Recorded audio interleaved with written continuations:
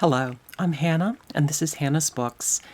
In honor of the 150th birthday of the early 20th century American author Willa Cather, I've been reading a variety of biographies and literary criticism about her work, as well as doing some buddy reading of several of her novels. Today I want to talk about the life of Cather and her afterlife, that is, the way scholars and other biographers have constructed their own portraits of her. There are two major parts of her story that I find especially interesting, that really deserve more extensive conversation than I planned for today's introduction. One is Cather's relationship to modernism, and the other is how biographers have responded to her sexuality and her relationships. Although I'm sure I'll mention those topics today, I'll go into a lot more detail about both topics at the end of this week of Cather. I find it absolutely fascinating that there are so many biographies of Willa Cather. One reason it's a bit surprising is because of the history of restrictions on the use of source material, and the other is because of certain absences in the historical record. Let me explain. First, Cather burned some of her letters herself, and she asked her long-term partner, Edith Lewis, to destroy some additional correspondence after she died. Of course, although scholars have speculated on why she destroyed those letters, it isn't entirely clear. Did she just want to keep her private life private?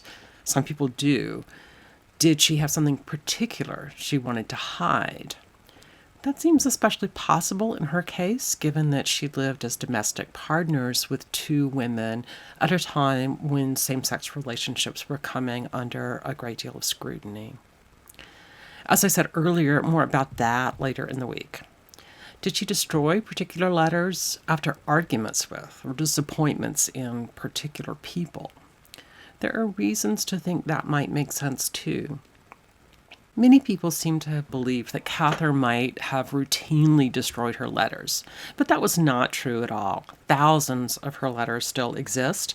Some were carefully preserved by Cather's family, and some in a variety of archives around the world. More have come to light in very recent years, too, and it seems that scholars think there is still a likelihood that even more will be found in the near future. For many years after the novelist's death, although her papers were available to biographers and other scholars, her correspondence could not be quoted directly, but only paraphrased.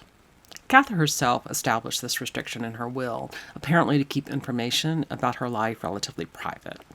At the very least, she wanted to curate her literary reputation, to have people talk about her novels and short stories, and not her private life.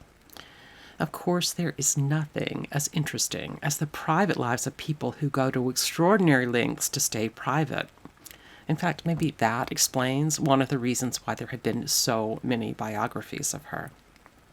Well, back to the paraphrasing issue. Let me read you a quote from a non-biographical study I'll talk about next week, written by Marilee Lindemann. The restriction has hampered Cather's scholarship immeasurably, though it has by no means succeeded in keeping the author's private life and letters out of bounds. Cather's prohibition of the scholarly practice of direct quotation has imposed not silence, but a condition of translation and displacement in discussions of her life and of her letters. Lindeman goes on to argue that it makes the letters unauthorized, a great postmodern-style pun that emphasizes that the letters were restricted, and that by not quoting them, Cather's voice is silenced, that she effectively was not the author of what scholars said she wrote. A decade ago, almost 70 years after the author's death, the Cather estate removed the restrictions and published a selection of her letters, and created a digital archive to collect as much additional correspondence as scholars could find going forward. The selected letters, edited by Andrew Jewell and Janis Stout, is a hefty volume, and it's wonderful. I've only read parts of it at this point, but I hope to finish it maybe in late December. Actually, I started reading about Willa Cather in preparation for a formal written review of a brand new addition to the pile, Chasing Bright Medusas by Benjamin Taylor. Taylor is the first person to write a book-length biography, slim book, but still a full length, of Cather following the lifting of the ban on direct quotation of her work. My review will run in a few weeks on the online site Open Letters Review, and when it does, I'll be sure to post a link to it. And down in the show notes of today, I'll list some of the various biographies that I've been poking through for the last month or so. Another source that biographers use is Cather's published essays. She writes there not about her personal life, but about her ideas, as the subtitle of this small collection says, Writing as an Art. One of my favorite essays of hers is called My First Novels. There Were Two.